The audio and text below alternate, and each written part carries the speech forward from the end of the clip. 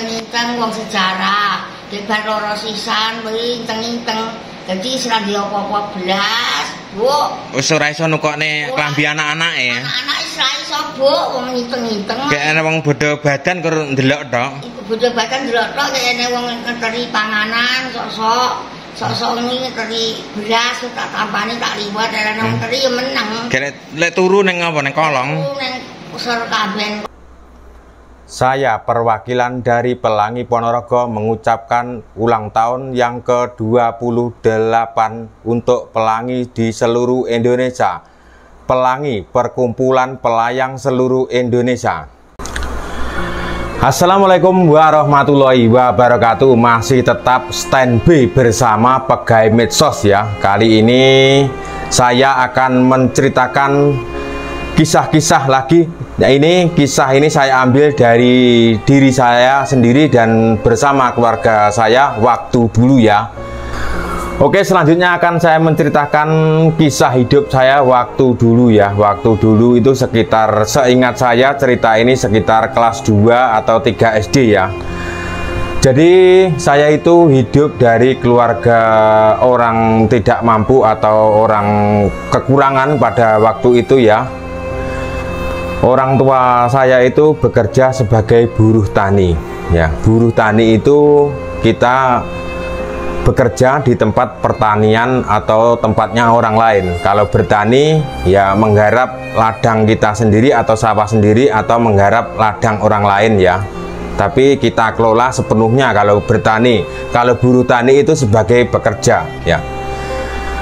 Jadi saya itu sering ya teringat masa lalu saya itu waktu kecil. Saya itu sering seperti meneteskan air mata, terasa sedih ya.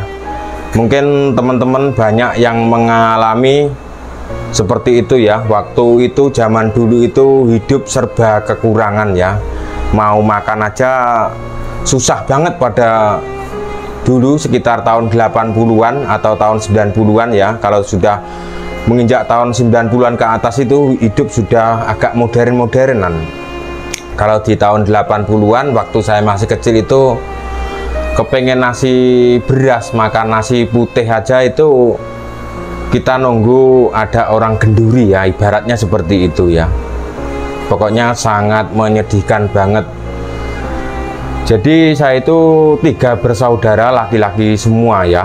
Jadi waktu itu bapak dan ibu saya itu merawat 3 anak kecil-kecil semua hampir seumuran, karena saya bersama adik-adik saya itu jaraknya selisih 2 tahun, cuma 2 tahun. Jadi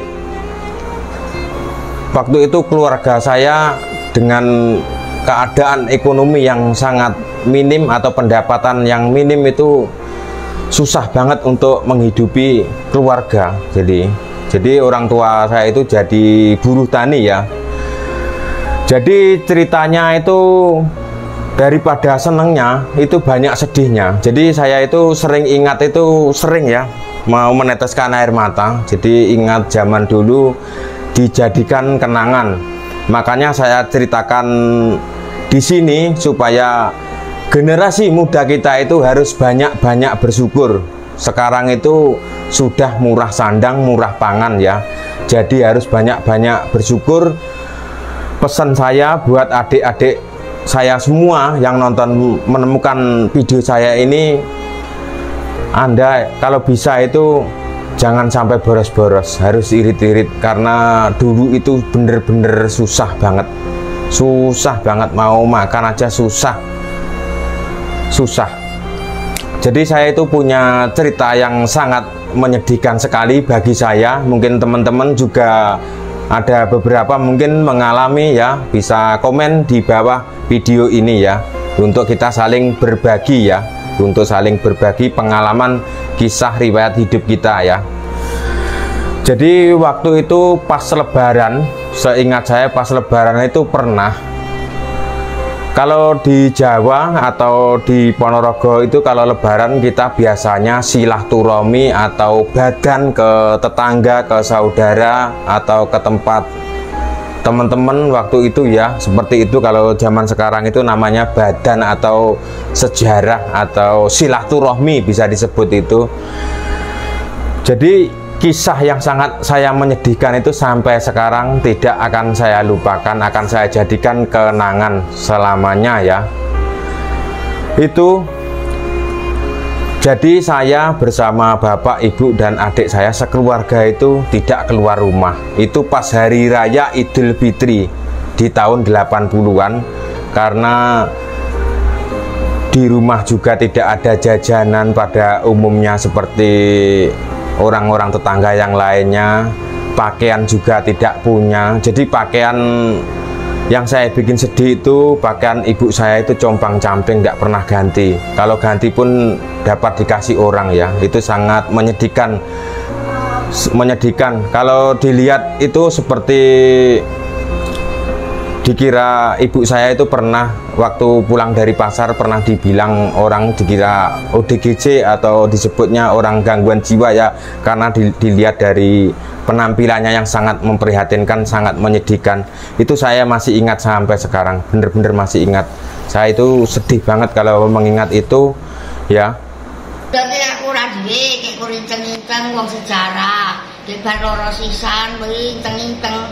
Jadi serah dia apa-apa belas, Bu. Wis ora iso nukokne klambi anak-anake. Anak-anak ora iso, Bu, wong ngiteng-ngiteng. Kayak ana wong bodho badan karo ndelok tok. Bodho badan ndelok tok kayane wong ngenteri panganan, sok-sok ngenteri beras tak tambani tak liwat arane wong teri ya meneng. Lek turu ning apa ning kolong?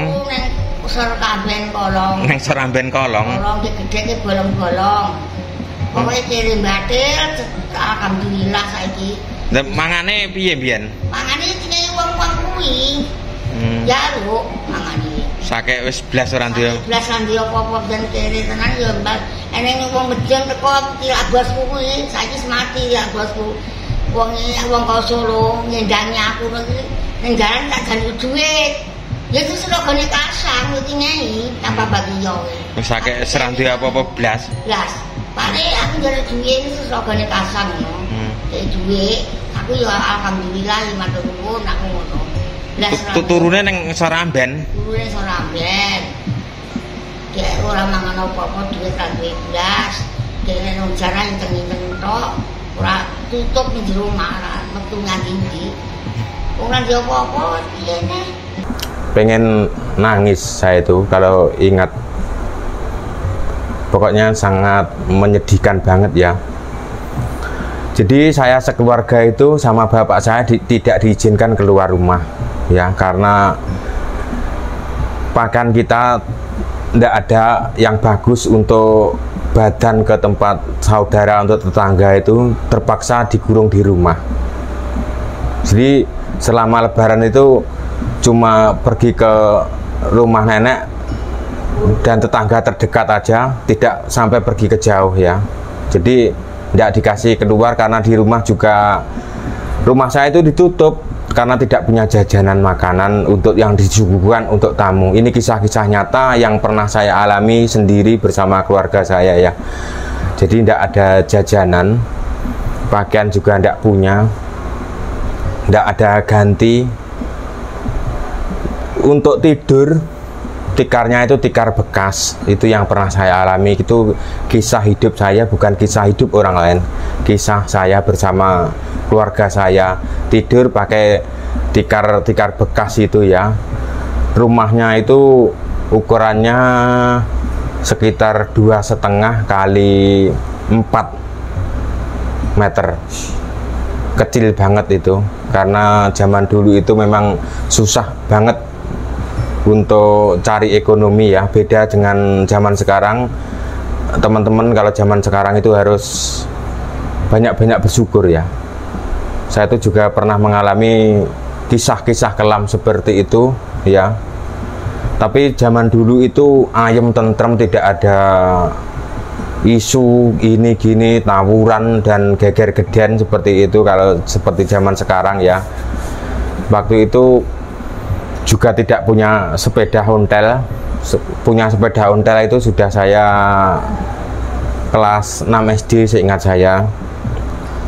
Tidur itu pakai tikar bekas yang sudah compang-camping itu. Saya masih ingat ini Ini lucu, antara lucu dan sedih ya. Ya, tapi akan saya jadikan ini sebuah apa ya? Tidak akan pernah saya lupakan. Ada dipan seukuran dipan pada umumnya itu. Ada dipannya, ada tempat tidur, tapi tidak ada dipannya. Di atasnya itu kosong, tidurnya di bawah dipan. Itu bersama adik saya dan ibu waktu itu, dan bapak itu tidur di ruangan depan ya, jadi disengget pakai bambu zaman dulu. Itu sangat menyedihkan. Mau makan juga susah, makannya itu kalau zaman dulu di tahun 80 ya, 80-an itu ya 70% sering makan nasi tiwul ya. Untuk lauknya apa aja, sayur-sayuran seperti bayam, bober itu, karena buatnya simple dan tidak terlalu memakan biaya. Bayam timbal ambil di ladang ya, di pinggir-pinggir rumah, di tritisan itu, sama dikasih garam itu juga cukup. Kalau untuk lauknya yang sangat menyedihkan itu lauknya namanya dempul.